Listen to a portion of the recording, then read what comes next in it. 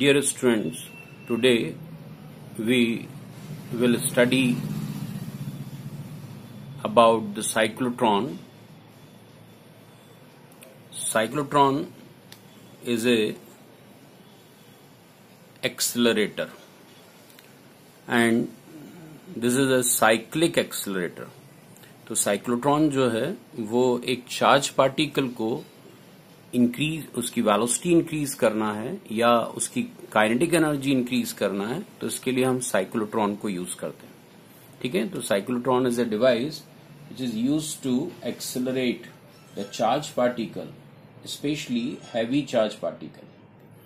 तो अब यहां पर यदि किसी चार्ज पार्टिकल की काइनेटिक एनर्जी इंक्रीज यदि करना है, टू इंक्रीज वेलोसिटी और kinetic energy of the charge particle, we use cyclotron. अब एक्चुअली साइक्लोट्रॉन जो है वो साइक्लिक एक्सेलरेटर है. वो वेलोसिटी को इंक्रीज कर रहा है, मींस वो एक्सेलरेटर है और वो साइक्लिक एक्सेलरेटर. अब ये साइक्लिक एक्सेलरेटर का क्या मतलब है?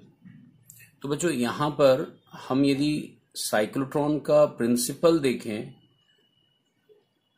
तो हमें ये सीखना होगा कि एक पार्टिकल एक्सेलरेट कैसे होता है. तो जैसे आपको बताया गया कि इस इतने पोर्शन पर हमने इलेक्ट्रिक फील्ड को प्रोड्यूस किया हुआ, ठीक है, और यदि इस इलेक्ट्रिक फील्ड में यदि एक चार्ज पार्टिकल को हम यहां पर एंटर करा देते हैं, जैसे एक कोई भी यहां पर प्लेट्स लगी हुई हैं और इनके बीच में हमने प्लेट्स पर वोल्टेज लगाकर इलेक्ट्रिक फील्ड को प्रोड्यूस किया और उस इलेक्ट्रिक फील्ड के अंदर हमने एक पॉजिटिव चार्ज को रखा हुआ है. तो जब पॉजिटिव चार्ज को हम वहां पर रखेंगे तो डेफिनेट इलेक्ट्रिक फील्ड उस चार्ज पार्टिकल पर एक फोर्स अप्लाई करेगी और उस फोर्स के कारण चार्ज पार्टिकल जो है वो एक्सेलरेट होगा. It means electric field can accelerate the charge particle. एक इलेक्ट्रिक फील्ड एक चार्ज पार्टिकल को एक्सेलरेट कर सकती है. अब बच्चों यहां से यहां तक इलेक्ट्रिक फील्ड है, लेकिन जैसे ही चार्ज पार्टिकल यहां से बाहर निकला तो अब इलेक्ट्रिक फील्ड यहां नहीं है, मतलब इलेक्ट्रिक फील्ड के थ्रू फोर्स अप्लाई होना बंद हो जाएगा और एक्सेलरेशन भी बंद हो जाएगा. तो इसका मतलब ये निकल कर आया कि यहां पर इतने पोर्शन तक एक्सेलरेशन हुआ, वेलोसिटी इंक्रीज हुई, लेकिन इसके आगे नहीं हो रही है. इसका मतलब है हम चार्ज पार्टिकल की काइनेटिक एनर्जी को बहुत ही स्मॉल अमाउंट में इंक्रीज कर पाएंगे. बहुत ज्यादा इंक्रीज नहीं कर पाएंगे क्योंकि ये लेंथ बहुत ज्यादा नहीं है. अब आपको लगेगा ये इलेक्ट्रिक फील्ड को ज्यादा लेंथ तक उसको हम अप्लाई कर दें, यहां से यहां तक अप्लाई कर दें, तो भी क्या होगा, चार्ज पार्टिकल यहां तक एक्सेलरेट होगा, उसके बाद यहां पर आकर एक्सेलरेशन बंद. तो इसका मतलब ये निकला कि उसकी काइनेटिक एनर्जी इंक्रीज होना बंद हो गई, यानी एक लिमिट के बाद हम काइनेटिक एनर्जी इंक्रीज नहीं कर पा रहे हैं. तो अब आप ये सोचते हैं कि इलेक्ट्रिक फील्ड बहुत ज्यादा लेंथ तक लगा दें, पर यदि इस टाइप का कोई डिवाइस हम अरेंज करने की कोशिश करेंगे तो वो बहुत ही इनकम्फर्टेबल होगा. वो अभी डिवाइस जो है वो एक्सेलरेशन के लिए सही नहीं होगा, वो यूज करने के पर्पज से उतना इजी नहीं होगा. तो क्या कहा गया कि इलेक्ट्रिक फील्ड हम जितनी ज्यादा लगाएंगे, जितना ज्यादा रेंज तक इलेक्ट्रिक फील्ड रखेंगे, उतना हम उसको एक्सेलरेट कर पाएंगे, पर वो वैल्यू भी सफिशिएंट नहीं होगी काइनेटिक एनर्जी की. और इसीलिए हम ये एक ड्रॉबैक होता है लीनियर एक्सेलरेटर का, जिसमें हम क्या करते हैं, एक पार्टिकल को लीनियरली एक्सेलरेट करते हैं. तो अब बच्चों क्या किया जाए, ये क्लियर हो गया कि electric field can increase the kinetic energy, electric field can accelerate the charge particle. ये इलेक्ट्रिक फील्ड है और इसमें यदि चार्ज पार्टिकल को रखा जाए तो पार्टिकल जब तक इलेक्ट्रिक फील्ड में चलेगा वो एक्सेलरेट होगा. लेकिन हम इलेक्ट्रिक फील्ड की लेंथ बहुत ज्यादा इंक्रीज नहीं कर सकते. ये एक ड्रॉबैक हमें दिख रहा है. तो अब क्या करना चाहिए बच्चों, यहां पर चार्ज पार्टिकल जब इस इलेक्ट्रिक फील्ड से पास हो गया तो क्यों ना इस चार्ज पार्टिकल को वापस इसी इलेक्ट्रिक फील्ड में एंटर करा दिया जाए. तो चार्ज पार्टिकल यदि इस इलेक्ट्रिक फील्ड में एंटर हो गया तो फिर से इलेक्ट्रिक फील्ड उसको और एक्सेलरेट करेगी। एक बार वेलोसिटी बढ़ा चुकी थी, अब एक बार और बढ़ा देगी, फिर बाहर निकलेगा, फिर से हम उसको इलेक्ट्रिक फील्ड में एंटर करा दें। तो यदि यही प्रोसेस होते रहा कि electric field can accelerate the charge particle और यहाँ पर हम उसको री एंटर करा देते हैं, तो री एंटर कराने से बार बार उसकी काइनेटिक एनर्जी इंक्रीज होगी और फाइनली पार्टिकल जब यहाँ से बाहर निकलेगा तो वो हाई एनर्जी का चार्ज पार्टिकल होगा।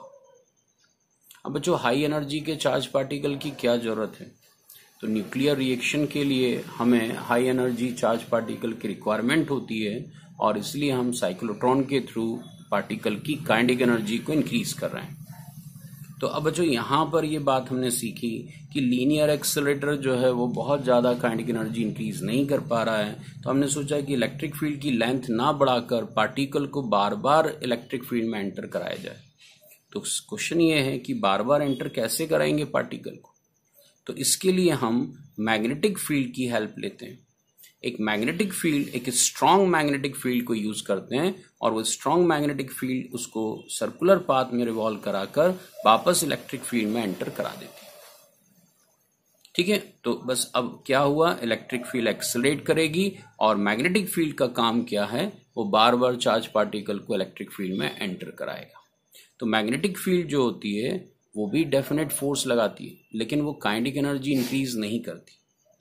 बच्चों, आपने पढ़ा होगा, आपको पता है कि लॉरेंज फोर्स के लिए फॉर्मूला आपने पढ़ा है QVB sin थीटा, और यहाँ पर आपने पढ़ा हुआ है कि मैग्नेटिक फील्ड और वेलोसिटी के बीच में यदि एंगल 90 डिग्री है तो उस कंडीशन में लॉरेंज फोर्स मैक्सिमम होगा और फोर्स का जो डायरेक्शन होता है वो वेलोसिटी के परपेंडिकुलर होता है फ्लेमिंग लेफ्ट हैंड रूल के बेस पर। तो यदि फोर्स वेलोसिटी के परपेंडिकुलर है तो वेलोसिटी तो होता है डिस्प्लेसमेंट अपॉन टाइम, तो इसका मतलब है फोर्स डिस्प्लेसमेंट के प्रोपोर्शनल होगा, डायरेक्शन ऑफ डिस्प्लेसमेंट के प्रोपोर्शनल है, और फोर्स यदि डिस्प्लेसमेंट के प्रोपोर्शनल है तो work done by Lorentz force is perpendicular to displacement, theta is 90, and therefore work done by Lorentz force, this is equal to 0, and work done is equal to increase in kinetic energy. It means increase in kinetic energy will be 0. It means no change in the kinetic energy, no change in the speed of the charged particle by the magnetic field, by the Lorentz force. ठीक है, तो बच्चों ये बात आपको अब समझ में आ गई होगी कि जो फोर्स अप्लाई हो रहा है, लॉरेंज फोर्स, वो काम केवल एक करना है, वो कहेगा पार्टिकल से कि घूमकर वापस इलेक्ट्रिक फील्ड में जाओ। वो काइनेटिक एनर्जी इंक्रीज नहीं करेगा। काइनेटिक एनर्जी इंक्रीज करने का काम केवल किसका होता है? इलेक्ट्रिक फील्ड का। रीजन क्या है? इलेक्ट्रिक फील्ड के थ्रू जो फोर्स अप्लाई होता है F is equal to QE और force is equal to mass into acceleration. तो हम यहां देखते हैं कि इलेक्ट्रिक फील्ड जिस डायरेक्शन में, उसी डायरेक्शन में फोर्स होता है और ये पार्टिकल की वेलोसिटी के ऊपर डिपेंड नहीं करता है। तो यहां पर जिस डायरेक्शन में इलेक्ट्रिक फील्ड, उस डायरेक्शन में फोर्स होगा, उस डायरेक्शन में एक्सेलरेशन होगा, और इसका मतलब वेलोसिटी जो है वो उस पार्टिकल के लिए फोर्स और वेलोसिटी या फोर्स और डिस्प्लेसमेंट जो है वो अब परपेंडिकुलर नहीं होंगे। तो यहां भी बात समझ में, पॉजिटिव चार्ज पार्टिकल का डिस्प्लेसमेंट उसी डायरेक्शन में है जिस डायरेक्शन में फोर्स है, तो वर्क डन अब नॉन जीरो होगा। यहां पर cos 0 डिग्री आएगा because force is parallel to displacement, electric force is parallel to displacement. cos 0 is equal to 1, तो वर्क डन जो है अब क्या होगा? Non zero. तो जल्दी से सुनिए, लॉरेंज फोर्स जो है वो वर्क नहीं करता है, काइनेटिक एनर्जी इंक्रीज नहीं करता है, लेकिन इलेक्ट्रिक फोर्स जो होता है वर्क करता है और वर्क डन है और साथ में काइनेटिक एनर्जी भी इंक्रीज करता है। ठीक है, तो मेन रोल हो गया इलेक्ट्रिक फील्ड का, लेकिन उस इलेक्ट्रिक फील्ड में हम री एंटर कराएंगे चार्ज पार्टिकल को। कैसे एंटर कराएंगे? बार बार उसको मैग्नेटिक फील्ड के थ्रू लॉरेंज फोर्स लगाकर उसको री एंटर कराएंगे। जैसे बच्चों, आपको एक सिंपल सा एग्जांपल के बेस पर इस बात को समझ लें हम, कि जैसे आपको पता है कि जब एक कोई बच्चा स्कूल जाता है तो डेफिनेट क्या होगा? उसका नॉलेज बढ़ेगा। ठीक है। जैसे मान लीजिए जो काम इलेक्ट्रिक फील्ड कर रही है वो एक काम स्कूल कर रहा है कि एक चाइल्ड यानी चार्ज पार्टिकल इलेक्ट्रिक फील्ड में एंटर होता है, वैसे एक बच्चा स्कूल में एंटर होता है, और जब स्कूल से वो बाहर निकलता है तो डेफिनेट उसका चार्ज इंक्रीज, उसका नॉलेज जो है वो इंक्रीज हो जाता है। तो एक चाइल्ड एक स्कूल से जब पास होता है, उससे निकलता है, एक दिन जाकर उससे बाहर निकलेगा तो डेफिनेट उसका नॉलेज इंक्रीज होगा, लेकिन वो नॉलेज जो इंक्रीज हुआ है उसका अमाउंट बहुत ज्यादा नहीं होता। एक दिन स्कूल जाने से नॉलेज बहुत ज्यादा इंक्रीज नहीं होगा। तो क्या करते हैं, जो पेरेंट्स होते हैं वो बार बार उस बच्चे को स्कूल पहुंचा देते हैं, और क्या होगा वहां पर, जब वो स्कूल से पर डे वो पास होगा तो बार बार उसका नॉलेज इंक्रीज होगा, और फाइनली आफ्टर 1 ईयर, 1 साल बाद, 2 साल बाद, 3 साल बाद उसका नॉलेज बढ़ते बढ़ते बहुत ज्यादा हो जाएगा। तो यहां पर भी हम देख रहे हैं कि इलेक्ट्रिक फील्ड चार्ज पार्टिकल के काइनेटिक एनर्जी बढ़ा रही है, लेकिन एक बार पास होने से नहीं बढ़ेगी बहुत। तो मैग्नेटिक फील्ड का रोल वही है जो पेरेंट्स का। मैग्नेटिक फील्ड बार बार चार्ज पार्टिकल को क्या करती है, इलेक्ट्रिक फील्ड में एंटर कराती है। तो बच्चों ये बस यहाँ पर हमें बात ध्यान देखनी, यहाँ प्रिंसिपल में बस यही है कि जो इलेक्ट्रिक फील्ड है वो क्या कर रही है, वो चार्ज पार्टिकल को एक्सेलरेट द चार्ज पार्टिकल, और जो मैग्नेटिक फील्ड होती है वो क्या करती है, वो चार्ज पार्टिकल को री एंटर कराती, री एंटर द चार्ज पार्टिकल। ठीक है, ये 2 मेन रोल हमें पता होने चाहिए। ठीक है, अब इसके बाद में हम देखते हैं कि साइक्लोट्रॉन जो है उसका कंस्ट्रक्शन कैसा होता है, और फिर हम देखेंगे कि इलेक्ट्रिक फील्ड जो हमने लगाई वो उसका क्या रोल है, और वहां पर मैग्नेटिक फील्ड का क्या रोल है। तो सबसे पहले देखते हैं कंस्ट्रक्शन ऑफ साइक्लोट्रॉन।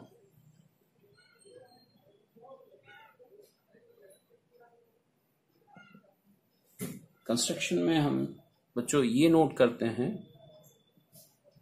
कि साइक्लोट्रॉन के अंदर डी शेप्ड प्लेट्स होती हैं, 2 प्लेट होती हैं। ठीक है, जैसे यदि आपको ये कहा गया कि ये एक सिलेंडर है, ठीक है, अब इस सिलेंडर के यदि यहां से हम कट लगा देते हैं तो कट लगाने से क्या होगा बच्चों, यहां पर एक सर्कल फॉर्म यहां दिखेगा, एक सर्कल यहां दिखेगा। एक्चुअली ये कैविटी जैसा हमको दिखेगा, इसका हाफ पोर्शन जो है वो डी शेप हमें ऊपर से दिखेगा, अल्फाबेट डी जो है उसके जैसा दिखेगा, और सेकेंड हाफ पार्ट भी किसके जैसा दिखेगा, डी के जैसा। तो इसका मतलब है कि ये 2 डी हैं, डी प्लेट हो गई, और इसलिए इसको क्या कहेंगे, डीज कहेंगे। तो देखिए क्या कंस्ट्रक्शन है, देखिए ध्यान से, देखिए यहां पर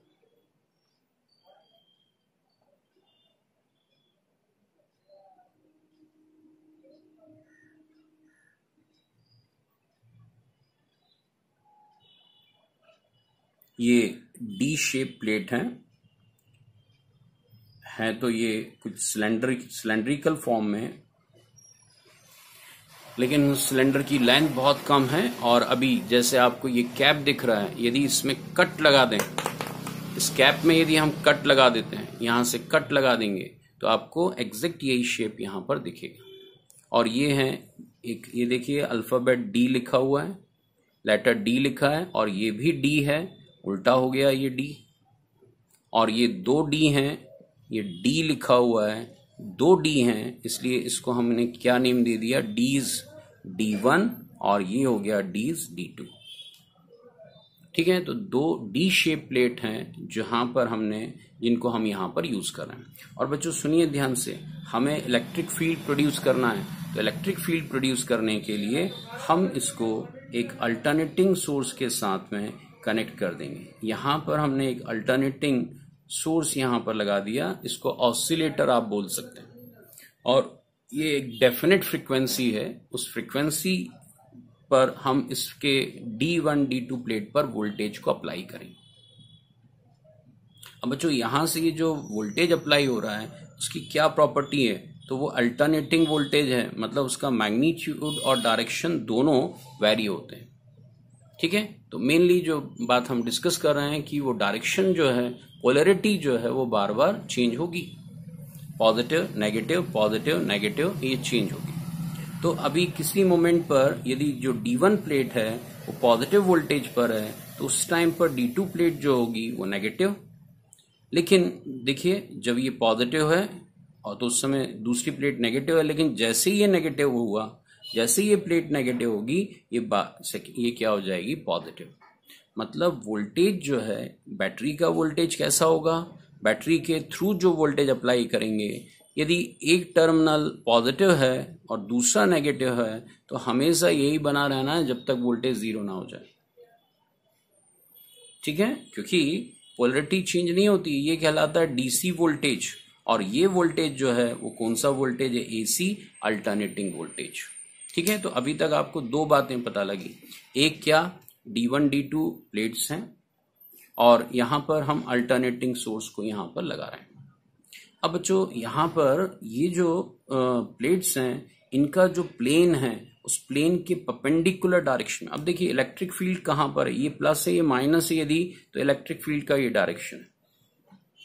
और आप इमेजिन कर लीजिए कि ये जो इलेक्ट्रिक फील्ड है ये प्लेट्स ऐसी हैं, हमने इनको यहां बना दिया, ये प्लेट्स को हमने बोर्ड के प्लेन पर इसको बना दिया, ये D1 और ये D2 प्लेट्स हैं, इसको बोर्ड के प्लेन पर बना देते। अब क्या होगा, इनको हमने सोर्स से भी कनेक्ट कर दिया। अब हमें एक मैग्नेटिक फील्ड को यहां पर अप्लाई करना है। इलेक्ट्रिक फील्ड का अरेंजमेंट क्लियर हो गया। अब देखिए मैग्नेटिक फील्ड का अरेंजमेंट कैसा होगा। तो बच्चों मैग्नेटिक फील्ड के अरेंजमेंट के लिए हमें यहां पर लगाना होगा एक नॉर्थ पोल, हॉर्सशू मैग्नेट का नॉर्थ पोल है, और इसके नीचे जो लगेगा वो होगा साउथ पोल। मतलब मैग्नेटिक फील्ड जो होगी वो नॉर्थ टू साउथ, ऊपर से नीचे की तरफ होगी। ठीक है, तो अब आपको समझ में आ गया कि यहां पर हो गया, देखिए ये हो गया plane of D shape plate. तो इलेक्ट्रिक फील्ड हो गई यहां से इस डायरेक्शन में, ये इलेक्ट्रिक फील्ड का डायरेक्शन हो गया। यदि ये वाला पोर्शन पॉजिटिव है, ये नेगेटिव है, तो ये इलेक्ट्रिक फील्ड का डायरेक्शन। और मैग्नेटिक फील्ड का डायरेक्शन कहाँ होगा, तो मैग्नेटिक फील्ड में नॉर्थ पोल ऊपर है, साउथ नीचे है, तो मैग्नेटिक फील्ड का डायरेक्शन होगा नीचे की तरफ। मतलब magnetic field is perpendicular to the electric field. ठीक है, तो यहां पर आपने एक यूनिफॉर्म मैग्नेटिक फील्ड प्रोड्यूस की है मैग्नेटिक पोल्स के थ्रू, और D1 D2 शेप प्लेट को आपने एक अल्टरनेटिंग सोर्स से कनेक्ट किया हुआ है, जो एक डेफिनेट वोल्टेज, जो वोल्टेज अप्लाई करता है और उसकी एक डेफिनेट फ्रीक्वेंसी होती है। ठीक है, अब देखें हम, ये तो उसका कंस्ट्रक्शन हो गया। अब हम देखें वो कैसे वर्क हो रहा है, कैसे काइनेटिक एनर्जी इंक्रीज हो रही है, ये बात अब हम सीखते हैं। तो बच्चों सबसे पहले देखिए यहां पर हमने एक सोर्स लगा कर रखा है, एक चार्ज पार्टिकल का। ठीक है, अब चार्ज पार्टिकल कौन से हो सकते हैं, जिसको हमें एक्सेलरेट करना है, तो प्रोटॉन हो सकता है। ठीक है, अल्फा पार्टिकल हो सकता है, न्यूट्रॉन हो सकता है। ये आप ध्यान रखेंगे, आगे कारण बताएंगे कि electron is also charge particle, but we can not increase the kinetic energy of electron by cyclotron. Cyclotron को इलेक्ट्रॉन की एनर्जी इंक्रीज करने के लिए यूज नहीं करते हैं। क्यों नहीं करते हैं, वो लाइट पार्टिकल है, उससे क्या प्रॉब्लम है आगे हम डिस्कस करने वाले हैं इसी टॉपिक में। तो प्रोटॉन और अल्फा पार्टिकल, न्यूट्रॉन पार्टिकल, ये चार्ज पार्टिकल हैं और इनकी काइनेटिक एनर्जी को हम साइक्लोट्रॉन के थ्रू इंक्रीज करेंगे। तो यहाँ पर एक सोर्स रखा हुआ है हमने इनमें से किसी भी पार्टिकल का। अब जैसे ही यहाँ सोर्स रखा तो यहाँ से क्या हुआ, एक पॉजिटिव चार्ज पार्टिकल इस सोर्स से जनरेट हुआ, और जैसे ही जनरेट होगा तो कंसीडर कर लेते हैं कि किसी मोमेंट पर ये वाली जो प्लेट है ये पॉजिटिव है और ये वाली प्लेट जो है वो नेगेटिव। तो बच्चों देखिए इलेक्ट्रिक फील्ड का डायरेक्शन हो गया पॉजिटिव से नेगेटिव, और इसी डायरेक्शन में पर एक फोर्स अप्लाई होगा पॉजिटिव चार्ज पार्टिकल पर। तो फोर्स यदि अप्लाई हुआ तो डेफिनेट फोर्स अप्लाई होने से पार्टिकल क्या होगा, एक्सेलरेट होगा। तो electric field apply force on the charge particle and therefore charge particle accelerate. तो एक्सेलरेट यदि हुआ उसकी वेलोसिटी बढ़ती जा रही है, और वो अब यहां से वेलोसिटी बढ़ते बढ़ते वो इस डी शेप प्लेट के अंदर एंटर हो गया। ठीक है, ये जो D2 प्लेट है ये है D2 और ये है D1। तो D2 प्लेट के अंदर वो एंटर हो गया। अब बच्चों सुनिए इस बात को ध्यान से, आपने ऑलरेडी प्रूफ किया हुआ है, आपने गॉस थ्योरम के बेस पर प्रूफ किया है कि कैविटी के अंदर जो इलेक्ट्रिक फील्ड होती है वो जीरो होती है। तो इसका मतलब है कैविटी के जैसे ही वो डी शेप प्लेट के अंदर जाएगा वहां पर इलेक्ट्रिक फील्ड खत्म हो गई और इलेक्ट्रिक फील्ड नहीं है, तो उस कंडीशन में पार्टिकल जो है, इलेक्ट्रिक फील्ड नहीं है तो पार्टिकल का एक्सेलरेशन बंद हो जाएगा, अब वो और एक्सेलरेट नहीं हो सकता। लेकिन हमने इस डी शेप प्लेट के परपेंडिकुलर डायरेक्शन में हमने magnetic field north to south pole के डायरेक्शन में एक मैग्नेटिक फील्ड अप्लाई की। तो देखिए प्लेन पर पार्टिकल हैं, इस प्लेन पर पार्टिकल मूव कर रहा है, ये यहां से एंटर हो गया इस डी शेप प्लेट में और उसके परपेंडिकुलर मैग्नेटिक फील्ड अप्लाई की हुई है, तो डेफिनेट मैक्सिमम लॉरेंज फोर्स लगेगा और theta is 90 degree because velocity is perpendicular to magnetic field. Velocity कहां पर है पार्टिकल की? Plane, on the plane of paper, on the plane of D shape plate, and magnetic field वो perpendicular है D shape plate के। तो अब आपने देखा कि वेलोसिटी और मैग्नेटिक फील्ड में एंगल 90 डिग्री है, तो मैक्सिमम लॉरेंज फोर्स लगेगा और ये मैक्सिमम लॉरेंज फोर्स उसे सर्कुलर पाथ में रिवॉल्व करेगा। ये भी हम पढ़ चुके हैं कि मैक्सिमम लॉरेंज फोर्स पार्टिकल को सर्कल के अंदर घुमाता है। तो जैसे ही ये पार्टिकल यहां से जनरेट हुआ तो वो पहले तो एक्सेलरेट होगा और एक्सेलरेट होकर वो अब एंटर हो गया D2 प्लेट के अंदर, लेकिन जैसे ही D2 में एंटर हुआ अब उस पर केवल मैग्नेटिक फोर्स है और वो एक सर्कल के अंदर घूमने लगा। इस सर्कल में घूम रहा है। अब पार्टिकल सर्कल में घूम रहा है तो इस हाफ सर्कल में घूमते घूमते वो वापस इस इलेक्ट्रिक फील्ड में आ गया।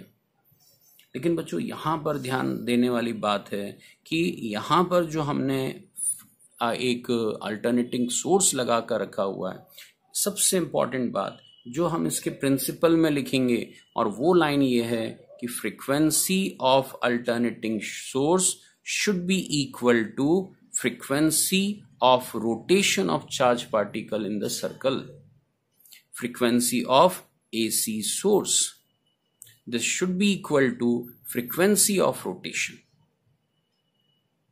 ठीक है, ये इंपॉर्टेंट है। मतलब उसको सर्कल में घूमने की जो फ्रीक्वेंसी होगी, एक सर्कल में जितना टाइम लगेगा उतने में अल्टरनेटिंग सोर्स का एक साइकिल कंप्लीट हो जाएगा। एक साइकिल कंप्लीट होना मतलब एक पॉजिटिव और नेगेटिव पल्स, ये ठीक है। तो अब बच्चों बताइए यहां पर कि हाफ सर्कल होने में क्या होगा।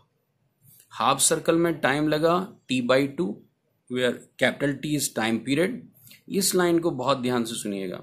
तो जितनी देर में हाफ सर्कल कंप्लीट हुआ उतने में ये पॉजिटिव पल्स जो है वो किस में कन्वर्ट हो जाएगी? नेगेटिव। देखिए यहां से यहां तक का टाइम होता है capital T, time of one cycle. ये होता है T/2 और ये होता है T/4। तो अब देखिए यदि ये T/4 है, ये T/4 है, ये T/4 है और ये T/4 है, तो बताइए पॉजिटिव से नेगेटिव होने में टाइम क्या लगेगा? T/2। तो T/2 टाइम का मतलब क्या है? इसमें प्लस से माइनस होने का टाइम जितना है उतने ही टाइम में इसने हाफ सर्कल कंप्लीट कर लिया। और ऐसा हुआ तो अब ये प्लस वाला अब क्या बन जाएगा? माइनस, और माइनस जो है वो क्या बन जाएगा? प्लस। ठीक है। अब जैसे ही यहां से ये माइनस और ये प्लस हो गया, तो अब जैसे ही पॉजिटिव चार्ज पार्टिकल बाहर निकला तो पॉजिटिव को ये पॉजिटिव प्लेट रिपेल करेगी, नेगेटिव प्लेट अट्रैक्ट करेगी, इलेक्ट्रिक फील्ड का डायरेक्शन चेंज हो गया, फिर से ये पार्टिकल एक्सेलरेट होगा, उसकी वेलोसिटी फिर बढ़ जाएगी।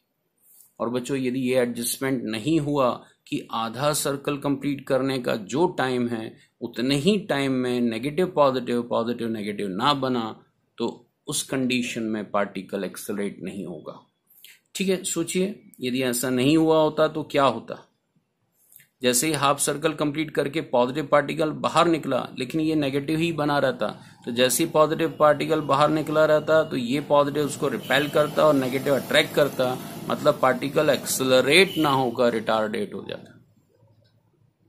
तो यहां पर ये पॉजिटिव है, ये नेगेटिव है, तो पहले तो यहाँ एक्सेलरेट हो गया, फिर हाफ सर्कल कंप्लीट करके जब बाहर निकला तो नेगेटिव पॉजिटिव में कन्वर्ट हो गया और पॉजिटिव जो है वो नेगेटिव में कन्वर्ट हो गया। तो बच्चों अब देखिए यहाँ से पार्टिकल यहाँ तक आ गया है, ये वाली टर्न ये डी नेगेटिव है इसलिए पॉजिटिव को अट्रैक्ट कर रही है। जैसे ही अंदर आया इलेक्ट्रिक फील्ड खत्म, एक्सेलरेशन खत्म हो गया, वो फिर से अब मैग्नेटिक फील्ड को एक्सपीरियंस करेगा और वो सर्कल के अंदर घूमेगा। ठीक है, लेकिन अब देखिए जब यहाँ एंटर हुआ था तो उसकी स्पीड कम थी और जब वो यहाँ से बाहर निकला उसकी स्पीड बढ़ गई है। और आपको पता है कि Lorentz force provide centripetal force mv² upon r।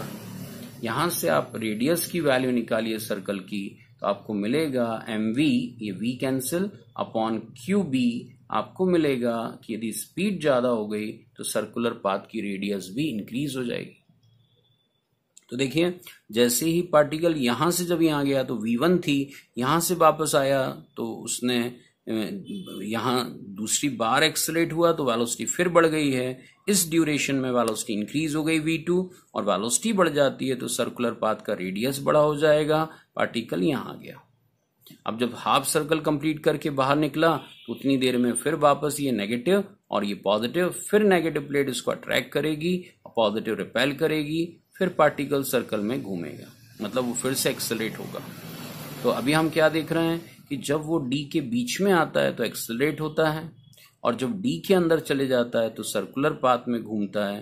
तो बस यही प्रोसेस चलता रहेगा और पार्टिकल इस सर्कल में घूमते हुए अपनी एनर्जी को बढ़ाते जाएगा और फाइनली डायग्राम प्रॉपर हमें बनाना है। हम देख रहे हैं पाथ की रेडियस कंटिन्यू इंक्रीज हो रही है और फाइनली हम देखेंगे कि जब इस सर्कुलर पाथ की रेडियस डी की रेडियस के इक्वल हो जाएगी तो यहाँ एक विंडो फॉर्म कर देते हैं। यहाँ से पार्टिकल इस विंडो से बाहर निकल जाएगा और जो भी टारगेट होगा न्यूक्लियर रिएक्शन का उस पर जाकर टकरा जाएगा। ठीक है, तो आपने क्या देखा यहाँ पर, ये जो डी शेप प्लेट थी उसमें पार्टिकल बार बार एक्सेलरेट हुआ जब दोनों प्लेट के बीच में है और जब डी के अंदर आ गया तो सर्कुलर पाथ में मूव कर रहा है। तो electric field present between the two plates and therefore electric field accelerate the charge particle between the two plates and the magnetic field present, only magnetic field present inside the D's and therefore charge particle rotates in the circular path। ठीक है, तो इस तरीके से ये पूरी working हमने देखी कि एक चार्ज पार्टिकल का एक्सेलरेशन कैसे होता है। अब बच्चों यहाँ पर जो सबसे इंपॉर्टेंट लाइन जो प्रिंसिपल है वो हम देखें, और यहाँ पर हमसे पूछा भी जाता है एग्जाम में कि साइक्लोट्रॉन फ्रीक्वेंसी के लिए आपको फॉर्मूला डिसाइड करना है। साइक्लोट्रॉन की फ्रीक्वेंसी के लिए फॉर्मूला डिसाइड करना है। तो फ्रीक्वेंसी ऑफ साइक्लोट्रॉन डेफिनेशन क्या है, तो frequency of cyclotron means frequency of alternating source. ठीक है, तो अल्टरनेटिंग सोर्स की फ्रीक्वेंसी जो एसी सोर्स हमने लगाया इसकी फ्रीक्वेंसी क्या होगी साइक्लोट्रॉन में कि ये प्रोसेस कंटिन्यू रहे। तो आपने कहा कि इसकी फ्रीक्वेंसी जो है वो frequency of rotation of the charge particle, rotation in the circular path. तो एक सर्कल देखिए, यदि 1 सेकेंड में यदि ये 10 सर्कल कंप्लीट करेगा तो यहां पर हम कहेंगे कि 1 सेकेंड में अल्टरनेटिंग पल्स भी हमें 10 मिलेंगी।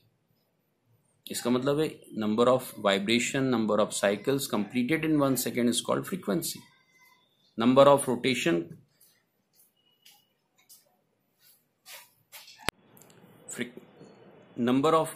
completed in 1 second, this is called frequency of rotation, and number of cycle completed in 1 second, this is called frequency of alternating source। और ये दोनों ही इक्वल होने चाहिए। अब देखिए आप फ्रीक्वेंसी ऑफ रोटेशन कैसे कैलकुलेट करेंगे, तो एसी सोर्स की फ्रीक्वेंसी आपको निकालना है, साइक्लोट्रॉन की फ्रीक्वेंसी निकालना है, तो आपको क्या करना है, इसके रोटेशन की फ्रीक्वेंसी ढूंढना चाहिए कि 1 सेकेंड में कितने रोटेशन हो रहा है। और frequency of rotation is the reciprocal of time period of rotation.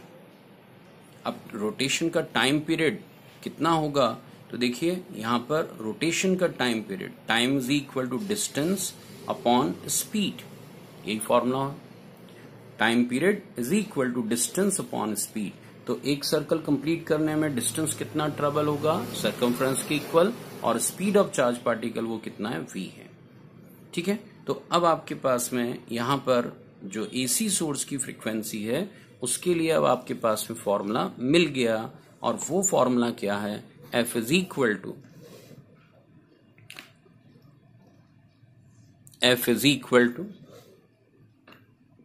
V upon 2πr। अब बच्चों यहां पर आपको R की वैल्यू पता है। R की वैल्यू क्या, R इज द रेडियस, और अभी हमने कैलकुलेट किया था कि Lorentz force is equal to, Lorentz force provides the centripetal force. यहां से आप R की वैल्यू डिसाइड करेंगे तो आपको R की वैल्यू क्या मिलेगी, ये V cancel, mv upon QB ये R की वैल्यू है। तो आप ये वैल्यू यहां रख सकते हैं mv अपॉन QB, ये V कैंसिल हो गया। तो फ्रीक्वेंसी के लिए आपके पास में फॉर्मूला आ गया QB अपॉन 2π, ये आपको साइक्लोट्रॉन की फ्रीक्वेंसी के लिए फॉर्मूला है। मतलब आप जो अल्टरनेटिंग सोर्स लगाएंगे उसकी फ्रीक्वेंसी कैसे डिसाइड करेंगे, आपने जो मैग्नेटिक फील्ड लगाई हुई है वो देखिए कितनी है, आप जो चार्ज पार्टिकल एक्सेलरेट कर रहे हैं उसका मास, उसका चार्ज कितना है, इस वैल्यू रखिए। जो न्यूमेरिकल वैल्यू मिलेगी उतनी फ्रीक्वेंसी का आपको अल्टरनेटिंग सोर्स लगाना पड़ेगा, तब जाकर ये साइक्लोट्रॉन वर्क करेगा। ठीक है। अब बच्चों हम यहां पर ये भी डिसाइड करते हैं साइक्लोट्रॉन फ्रीक्वेंसी के बाद में कि चार्ज पार्टिकल को मैक्सिमम वेलोसिटी कितनी मिलेगी, मैक्सिमम काइनेटिक एनर्जी कितनी मिलेगी, ये भी हम यहां पर अभी डिसाइड करें। ठीक है। तो अभी हमने यहां पर अभी फाइंड करना है maximum velocity gain by the charge particle. तो इसके पहले आपने क्या बताया, Lorentz force applied on the charge particle provide the centripetal force. जो लॉरेंज फोर्स लग रहा है वो सेंट्रीपिटल फोर्स प्रोवाइड करा रहा है, सर्कल में घुमा रहा है। तो देखिए यहाँ पर यदि पार्टिकल सर्कल में घूम रहा है तो उसकी रेडियस बढ़ती जा रही है, और रेडियस यदि बढ़ती जाएगी तो बढ़ते बढ़ते फाइनली उसकी जो मैक्सिमम रेडियस होगी उसके पार्टिकल के सर्कल में जब वो घूमेगा तो मैक्सिमम रेडियस वाला सर्कल होगा, उसकी रेडियस कंसीडर कर लीजिए कैपिटल R। तो radius of the circle of charge particle is equal to radius of d, जो d की रेडियस है उसकी इक्वल हो गई, तब क्या होगा, then v is equal to v maximum. या ये भी बोल सकते हैं कि जब वेलोसिटी मैक्सिमम हो जाएगी तब उस समय r की वैल्यू कैपिटल R की इक्वल। देखिए एक सर्कल में वेलोसिटी बढ़ती जा रही है, फिर बढ़ती जा रही है, तो जब वो बाहर निकला तो उस समय तक उसकी सर्कलर की रेडियस कैपिटल R है, d की रेडियस के इक्वल, और ये वेलोसिटी उस समय मैक्सिमम है। वैल्यू रखिए यहाँ पर, तो ये हो गया QV max into B is equal to m V max square upon capital R। यहां से आप V मैक्सिमम की वैल्यू डिसाइड कर लीजिए, ये V कैंसिल। ठीक है। यहां पर यदि V कैंसिल हो गया तो V मैक्सिमम किसके इक्वल है, तो ये मिल जाएगा आपको QBR अपॉन M। ये वेलोसिटी के लिए फॉर्मूला आपके पास में है। इतनी मैक्सिमम वेलोसिटी उस चार्ज पार्टिकल को मिल सकती है। ठीक है। अब देखिए बच्चों, मैक्सिमम काइनेटिक एनर्जी कितनी मिलेगी, उस पार्टिकल की मैक्सिमम काइनेटिक एनर्जी क्या होगी ये डिसाइड करें। तो काइनेटिक एनर्जी का फॉर्मूला होता है हाफ mv²। यदि वेलोसिटी मैक्सिमम है तो मैक्सिमम काइनेटिक एनर्जी कितनी होगी, तो half m as it is, इसका स्क्वायर कर दीजिए, तो ये q² b² r² upon m, ये उसकी मैक्सिमम काइनेटिक एनर्जी के लिए फॉर्मूला हमें मिल गया। ठीक है। तो ये तो कैंसिल हो गया है और ये हमारे पास में रिजल्ट है, इसका स्क्वायर आएगा। वेलोसिटी स्क्वायर में ये स्क्वायर है तो एक मास कैंसिल हो गया, एक बच जाएगा, तो आंसर आ जाएगा q² b² r² upon 2m। ये फॉर्मूला है मैक्सिमम काइनेटिक एनर्जी का। तो फाइनली हमने अभी तक क्या पढ़ लिया, साइक्लोट्रॉन एक चार्ज पार्टिकल की काइनेटिक एनर्जी को बढ़ाता है। किस प्रिंसिपल पर बेस्ड है, perpendicular electric and magnetic field both used in the cyclotron. Electric field accelerate the charge particle, it increases the kinetic energy of the charge particle, and magnetic field cannot accelerate the charge particle, but the magnetic field is used to rotate the charge particle in the circle. Clear? तो री enter कराने का काम है magnetic field का और accelerate करने का काम है, पॉजिटिव चार्ज पार्टिकल को एक्सेलरेट करने का काम है इलेक्ट्रिक फील्ड का। ठीक है, तो ये उसका कंस्ट्रक्शन था। यहां पर हमने उसकी वर्किंग देखी। सबसे इंपॉर्टेंट लाइन जो यहां लिखी है वो ये है कि आप जो एसी सोर्स लगाएंगे उसकी फ्रीक्वेंसी जो है वो सर्कल में घूमने की फ्रीक्वेंसी के इक्वल होना चाहिए, तभी साइक्लोट्रॉन काम कर पाएगा। तो इनको इक्वल कर दीजिए और साइक्लोट्रॉन फ्रीक्वेंसी का फॉर्मूला डिसाइड कर लीजिए। ठीक है, अब इसके बाद में मैक्सिमम वेलोसिटी, उसके लिए Lorentz force provide the centripetal force. If radius of the circular path is equal to radius of d's, then the velocity of the charge particle becomes maximum, and we use this condition in this equation, and then we found maximum velocity gained by the charge particle. और फिर यहाँ पर maximum velocity को रखकर हम maximum kinetic energy की value भी calculate कर सकते हैं। ठीक है, तो इतना सारा हमने यहाँ पर अभी डिस्कस कर लिया है। अब बच्चों यहाँ पर ये पूछा जाता है कि चार्ज पार्टिकल जब इलेक्ट्रिक फील्ड से एक्सेलरेट होते हुए यहां से कंटिन्यू एन रोटेशन करता रहा और फाइनली एन रोटेशन के जब बाद बाहर निकला, तो ये पूछा जाता है कि नंबर ऑफ जो रोटेशंस मीन एन की वैल्यू क्या है, ये पूछा जाता है। ठीक है, एक बार और बात समझ लें। पार्टिकल का एक रोटेशन कंप्लीट हो गया, दूसरा रोटेशन कंप्लीट हो गया, लेकिन अभी मैक्सिमम एनर्जी गेन नहीं की और ये कंटिन्यू रोटेशन हो रहा है। पूछा यह जा रहा है कि जब वो बाहर निकला तो उसने कितने रोटेशन कंप्लीट कर कर वो बाहर निकला। तो we are to find the number of rotation completed by the charge particle inside the dees by the magnetic field, by the force, Lorentz force applied by the magnetic field. तो number of rotation, तो बच्चों देखिए, यदि एक circle complete होता है तो कितनी काइनेटिक एनर्जी मिलती है, उसको कितनी काइनेटिक एनर्जी मिलती है, तो kinetic energy is equal to एक रोटेशन कंप्लीट होने के बाद। तो अब सुनते हैं ध्यान से, एक बार इलेक्ट्रिक फील्ड में गया तो आपको पता है काइनेटिक एनर्जी का फॉर्मूला क्या होता है, तो आपको याद है F kinetic energy is equal to QV, where V is the voltage applied and Q is the charge on the particle. तो एक बार यदि वो इलेक्ट्रिक फील्ड से पास हो रहा है, यहां से वो यदि यहां जा रहा है, तो एक बार यदि इलेक्ट्रिक फील्ड से पास हुआ तो V वोल्ट से एक्सेलरेट होगा और उसको एक बार पास होने पर कितनी एनर्जी मिलेगी, QV। लेकिन एक सर्कल कंप्लीट करने के ड्यूरेशन में वो इलेक्ट्रिक फील्ड से 2 बार पास होता है। ठीक है, फिर से देख लीजिए आप, यहां पर ये डी शेप प्लेट है। यदि एक पार्टिकल सर्कल में घूम रहा है, एक सर्कल कंप्लीट किया उसने, तो एक सर्कल कंप्लीट करेगा तो देखिए एक बार ये पास हुआ इलेक्ट्रिक फील्ड से और दूसरी बार ये पास हुआ इलेक्ट्रिक फील्ड से। तो इसका मतलब है एक रोटेशन कंप्लीट करने में 2 बार पास होता है। तो एक बार यदि वो इलेक्ट्रिक फील्ड से जाता तो QV और 2 बार जाता तो 2QV। तो इसका मतलब ये हुआ कि एक रोटेशन में उसने जो काइनेटिक एनर्जी गेन की वो है 2QV। V is potential difference. तो अब देखिए ऐसा हो गया कैलकुलेशन कि एक रोटेशन कंप्लीट करने में उसने काइनेटिक एनर्जी 2QV गेन की, और यदि n रोटेशन हो रहे हैं कंप्लीट, बाहर निकलने के पहले उसने n रोटेशन कंप्लीट किए, तो उसको कितनी एनर्जी मिलेगी, तो n इंटू 2QV, ये उसे एनर्जी मिलेगी। तो अब ये ध्यान रखिए, एक और फॉर्मूला मिल गया, maximum kinetic energy gain by the charge particle, this is equal to 2nQV। लेकिन इसके पहले आपने क्या निकाला हुआ था, ये फॉर्मूला निकाला है Q² B² R² upon 2m, ये सेकेंड फॉर्मूला। तो बच्चों बस आपको अब जब हम कंपटीशन क्लास में पढ़ रहे होते हैं या कंपटीशन एग्जाम में जब हम क्वेश्चन सॉल्व कर रहे होते हैं, तो उस समय हम ये देखते हैं कि इस नॉलेज को और आगे बढ़ा दिया गया है फॉर्मूले मिलाकर।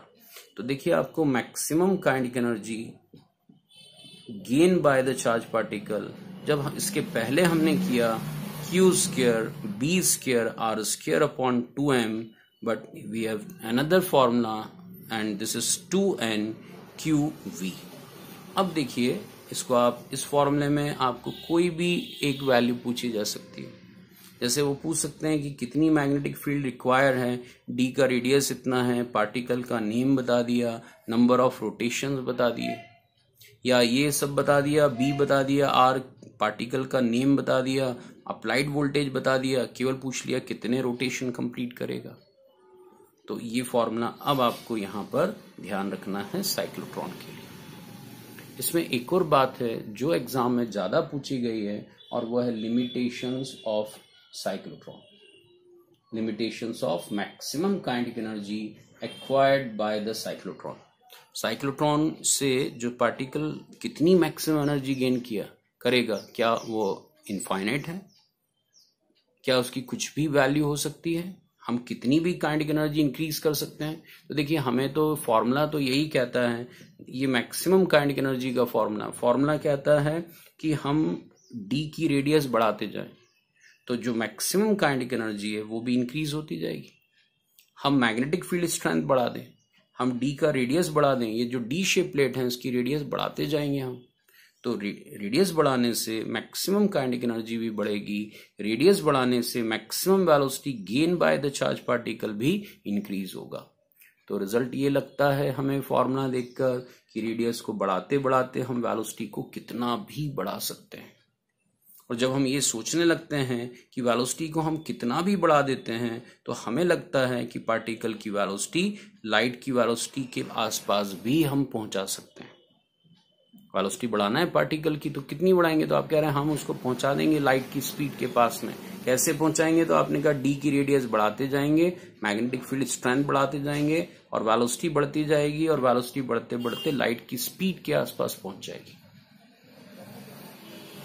पर बच्चों, आपको पता है अल्टीमेट स्पीड, जो मैक्सिमम स्पीड है वो लाइट है। यहाँ पर हम देखेंगे कि यदि यह अप्रोच बनती भी है कि वेलोसिटी की वैल्यू लाइट की स्पीड के आसपास पहुंचने लगती है 0.1 c हो गया, 0.2 c हो गया, तो उस समय पार्टिकल का मास जो है वो अब कांस्टेंट नहीं रहता है। आपको पता है in relativistic we study the mass of moving mass of relativistic charge particle, m is equal to m0 upon under root 1 minus v square by c square, and from this relation if velocity increases then mass also increases। तो आप तो सोच रहे थे कि particle की velocity बढ़ाते जाएंगे और लाइट की स्पीड के पास पहुंचा देंगे, लेकिन फिर वेलोसिटी बढ़ने लगेगी तो मास भी क्या होगा? बढ़ने लगेगा। और अब आप देखिए यहां से मास यदि बढ़ता है तो फिर वेलोसिटी अब बढ़ती नहीं है, कम होती है। ठीक है, तो आपको लग रहा था आर बढ़ाते बढ़ाते वेलोसिटी बढ़ाते जाएंगे, बाकी क्यू और एम तो कांस्टेंट है। लेकिन अब जब आर बढ़ाते गए वेलोसिटी बढ़ती गई, और वेलोसिटी यदि लाइट के आसपास भी पहुंचने लगी, तो उस कंडीशन में मास बढ़ने लगेगा और वेलोसिटी वापस कम हो जाएगी, मास बढ़ने लगेगा और वापस काइनेटिक एनर्जी डिक्रीज हो जाएगी। ठीक है, तो एक लिमिट तक ही हम चार्ज पार्टिकल की क्या कर सकते हैं? चार्ज पार्टिकल की काइनेटिक एनर्जी को इंक्रीज कर सकते हैं। उस लिमिट से ज्यादा काइनेटिक एनर्जी इंक्रीज नहीं की जा सकती। ठीक है, तो cyclotron is useful device to accelerate the charge particle, and this is useful with respect to linear accelerator. This is cyclic accelerator. Cyclotron is cyclic accelerator. Cyclic accelerator linear accelerator से बहुत अच्छा है। ठीक है, इसके अंदर लिमिटेशंस हैं, और लिमिटेशंस क्या हैं कि हम एक डेफिनेट एक लिमिट तक ही हम वेलोसिटी बढ़ा सकते हैं, काइनेटिक एनर्जी बढ़ा सकते हैं। बच्चों, एक लास्ट पॉइंट और यहाँ पर हम डिस्कस कर लें कि स्पीड हम इलेक्ट्रॉन की इंक्रीज कर सकते हैं या नहीं। इलेक्ट्रॉन को की काइनेटिक एनर्जी इंक्रीज करने के लिए क्या हम साइक्लोट्रॉन को यूज करेंगे? तो आंसर है इलेक्ट्रॉन को हम एक्सेलरेट नहीं कर पाते हैं इस डिवाइस से। उसका रीजन ये है कि इलेक्ट्रॉन एक लाइट पार्टिकल है, और लाइट पार्टिकल होने से क्या होगा, हल्का पार्टिकल होने से क्या होगा कि जैसे आप ये अरेंजमेंट करेंगे और इलेक्ट्रॉन को एक्सेलरेट करेंगे, लाइट पार्टिकल होने से उसकी वेलोसिटी एकदम से बढ़ेगी और वो लाइट के स्पीड पर अप्रोच करने लगेगी। और इसका मतलब है कि स्पीड बढ़ने से उसका मास जो है वो भी इंक्रीज होगा। और बच्चों, यदि मास इंक्रीज हो गया तो अब देखिए साइक्लोट्रॉन की वर्किंग के लिए क्या जरूरी है यदि उसका मास इंक्रीज हो गया तो जो अल्टरनेटिंग सोर्स की फ्रीक्वेंसी है वो अब बदल जानी चाहिए। इसका मतलब हमें इस सोर्स को हटा के कोई दूसरा सोर्स लगाना पड़ेगा, लेकिन मास तो बार बार बदल रहा है, तो बार बार आपको सोर्स लगाना बदलना पड़ेगा, पर ये पॉसिबल नहीं है। मतलब साइक्लोट्रॉन काम करना बंद कर देगा। ठीक है, तो ध्यान से सुना आपने कि हम एक इलेक्ट्रॉन की काइनेटिक एनर्जी को, उसकी वेलोसिटी को साइक्लोट्रॉन से इंक्रीज नहीं कर पाते हैं। इसका रीजन ये है कि साइक्लोट्रॉन एक लाइट पार्टिकल है, उसका मास कम होता है। जैसे ही आप उसको इलेक्ट्रिक फील्ड में रखते हैं उसकी वेलोसिटी एकदम से बढ़ती है, और वेलोसिटी एकदम से बढ़ने से उसका मास कम होता है, और मास यदि कम होगा तो जो कंडीशन थी कि हमने जो सोर्स लगाया उसकी फ्रीक्वेंसी क्या हो, तो उसकी एक डेफिनेट फ्रीक्वेंसी रखी है हमने। ठीक है, जैसे घर में अल्टरनेटिंग सोर्स है तो उसकी फ्रीक्वेंसी उसकी फ्रीक्वेंसी कितनी है। ठीक है, जो घर में एसी सोर्स होता है उसकी फ्रीक्वेंसी क्या है, 50 हर्ट्ज। ठीक है, घर में जो वोल्टेज सप्लाई होता है वो 220 वोल्ट। घर में जो करंट फ्लो होता है वो 5 एम्पियर, और 50 हर्ट्ज फ्रीक्वेंसी को हम एसी के लिए यूज कर पाते हैं। ठीक है, अलग अलग कंट्री में अल्टरनेटिंग सोर्स की फ्रीक्वेंसी अलग अलग यूज की जाती है। कहीं पर 100 हर्ट्ज फ्रीक्वेंसी 100 हर्ट्ज भी वहां पर यूज किया जाता है। तो अभी हमने देखा कि डेफिनेट फ्रीक्वेंसी होना चाहिए सोर्स की। तो डेफिनेट फ्रीक्वेंसी इस फॉर्मूले में कब रहेगी, जब तक Q और M क्या रहे कांस्टेंट, B क्या रहे कांस्टेंट, तब तो डेफिनेट फ्रीक्वेंसी रहेगी। लेकिन इलेक्ट्रॉन जब आप यूज करते हो तो एकदम से उसकी वेलोसिटी बदलती है और उसका मास चेंज हो जाता है, और मास यदि चेंज हो गया तो उसकी फ्रीक्वेंसी भी बदल जाएगी, और आपको बार बार इस सोर्स को बदलना पड़ेगा, जो पॉसिबल नहीं है। ठीक है, तो आपको इलेक्ट्रॉन को एक्सलेट करने के लिए साइक्लोट्रॉन को यूज नहीं करना चाहिए। तो बच्चों, एक बड़ा सा टॉपिक है ये, इसको और पढ़िएगा। कोई डाउट है, कुछ प्रॉब्लम है तो व्हाट्सएप पर मैसेज कर दीजिएगा और अपने प्रॉब्लम्स को सॉल्व करा लीजिए। तो आज की क्लास को यहीं कंप्लीट करते हैं। Thank you very much.